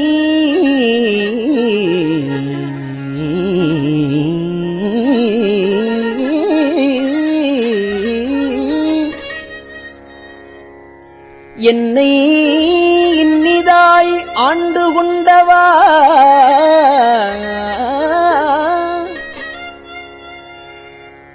ஊனை நாடகம் ஆடுவித்தவா உருகி நான் உனை பருக வைத்தவா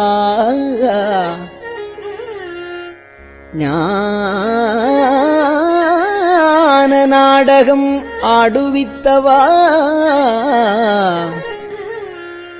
நைய வையகத்துடைய விச்சையே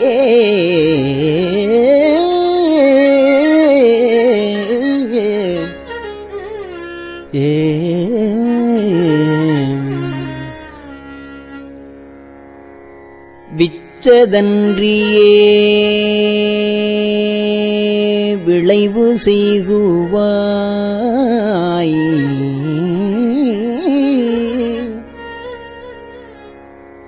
விண்ணும்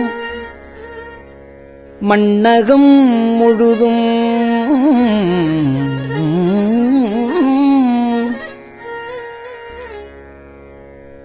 யாவையும்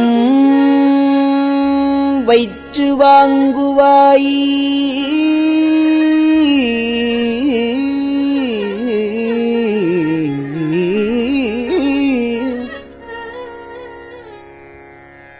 வஞ்சகப் பெரும் புலையனேனை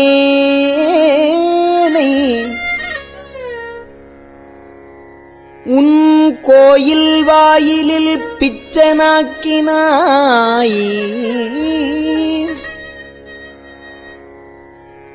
பெரிய அன்பருக்கு உரியனாக்கினாய்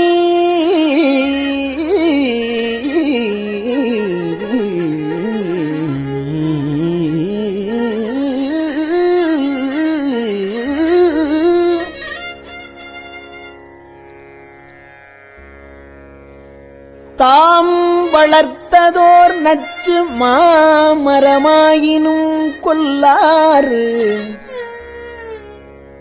தாம் வளர்த்ததோர் நச்சு மாமரமாயினும் கொலாறு நானும் அங்கனே உடைய தாம் வளர்த்ததோர் நச்சு மாமரமாயினும் கொலார் நானும் அங்கனே உடைய நாதனே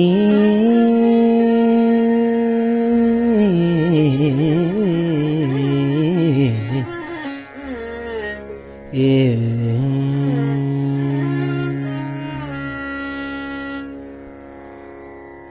உடையநாதனே போற்றி நின்னலால் உடையநாதனே போற்றி நின்னலால் பற்று மற்றனக்கு ஆவதொன்று இனி உடையனோ பணி போற்றி உம்பரார் தம்பராபரா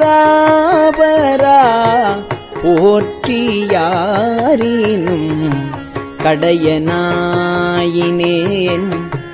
போற்றி என் பெரும் கருணையாளனே போற்றி என்னை நின் அடியனாக்கினாய் போற்றி ஆதியும் அந்தமாயினாய் போற்றி அப்பனே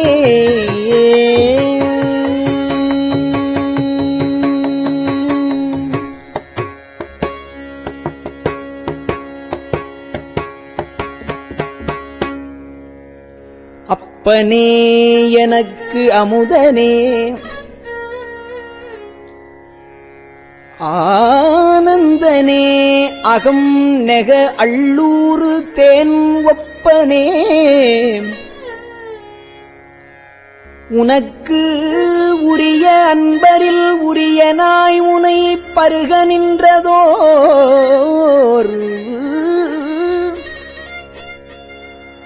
துப்பனே சுடரு முடியனே துணையாளனே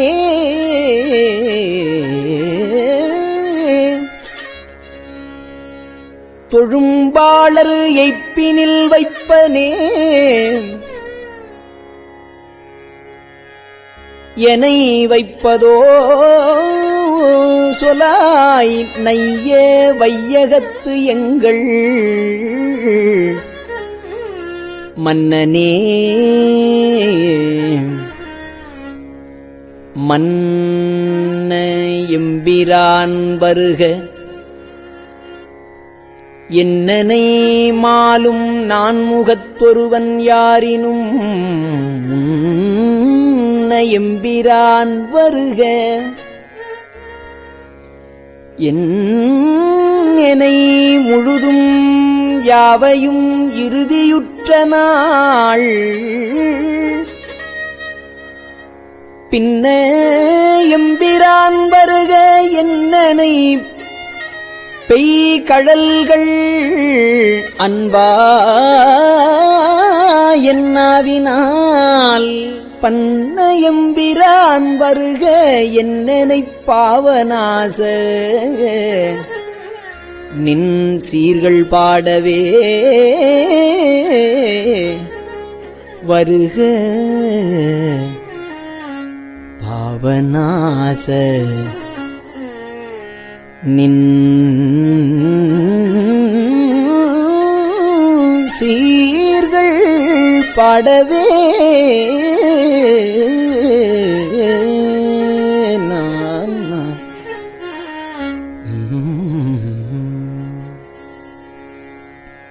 பாட வேண்டும் நான்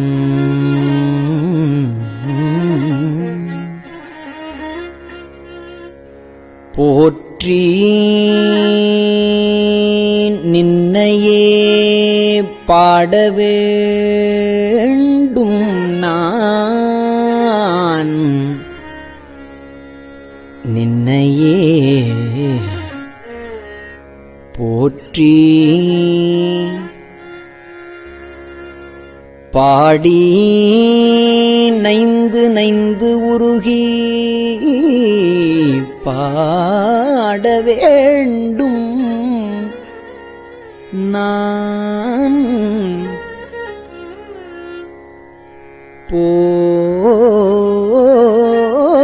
போற்றி நின்னையே பாடி நைந்து நைந்து உருகி உருகி நெக்கு நெக்கு ஆட வேண்டும் நான் போற்றி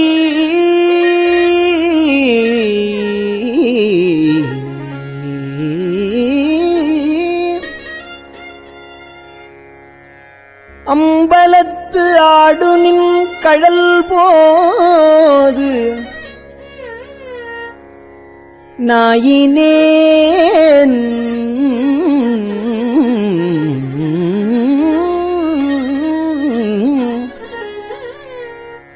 கூட வேண்டும் நான் போற்றி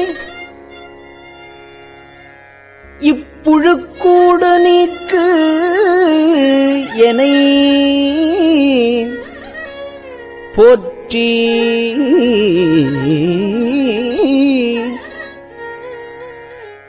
பொய்யலாம் விட வேண்டும்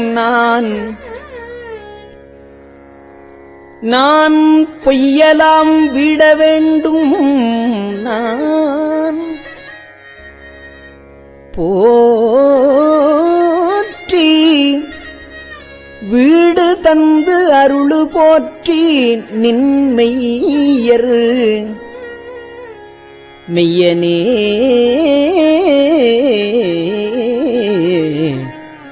வீடு தந்து அருளு போற்றி நின் மெய்யர் மெய்யனே நானா ஆனன்னா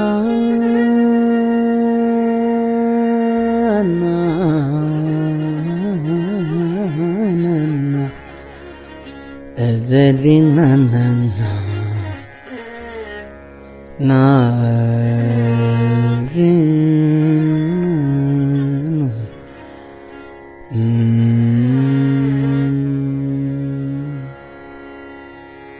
திருச்சிற்றம்பலம்.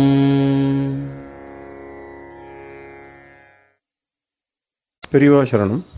இந்நிகழ்ச்சியின் அடுத்த பகுதி நாளை மாலை இதே நேரத்தில் ஒளிபரப்பாகும். பெரியவா சரணம். பெரியவா சரணம்.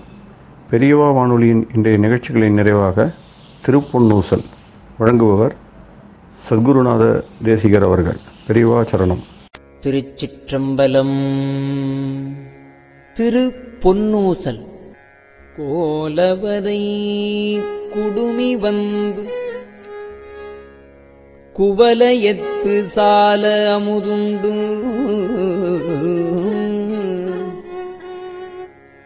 தாழ்கடலின் மீதெழுந்து ஞாலம் மிக பரிமேற்கொண்டு நமையாண்டான் சீலம் திகழும் திருவுத்தரகோசமங்கை மாலுக்கு அரியானை வாயார நாம் பாடி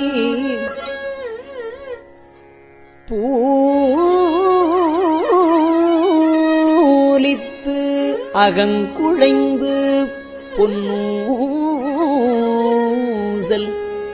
ஆடாமோ.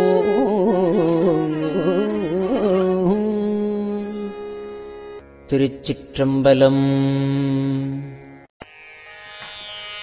கஞ்சிவய காமாட்சி தன் குழந்தாய் சங்கரரே. கஞ்சிவய காமாட்சி தன் குழந்தாய் சங்கரரே. குரு சந்திரசேகரரே உறங்கிடுவீர்களே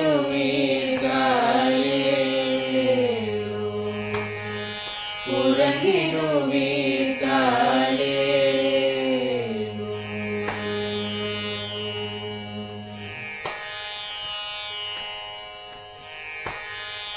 ஆதிகுரு சங்கரராய்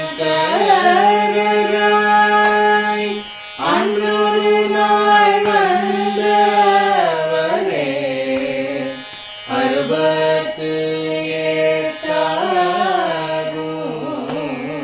ஈட்டபதி காலே ஏழுலகம் பூப்பவரே காப்பவரே கரப்பவரே எல்லோர்க்கும் அருள்பவரே உலகிடுவீராலே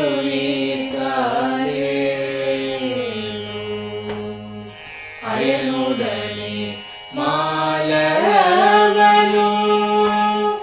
தேடிய பொற்பதத்தவரே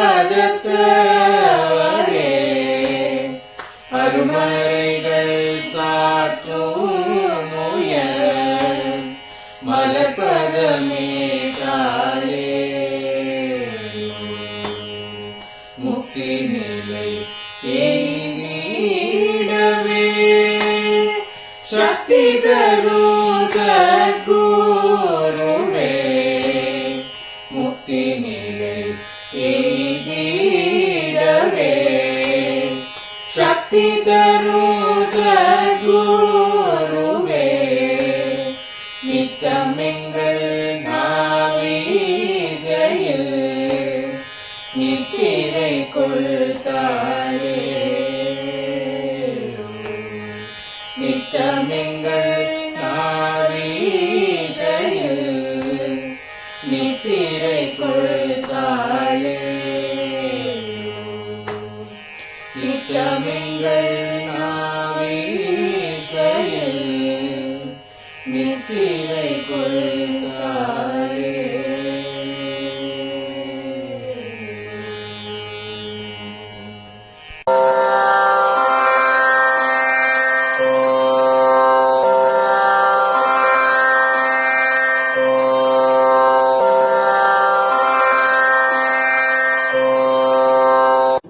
பெரியவாசரணம். பெரியவா வானொலியின் மாலை நிகழ்ச்சிகள் இத்துடன் நிறைவடைகின்றன. எமது அடுத்த ஒளிபரப்பு நாளை காலை இந்திய நேரப்படி 6 மணிக்கு துவங்கும். பெரியவாசரணம்.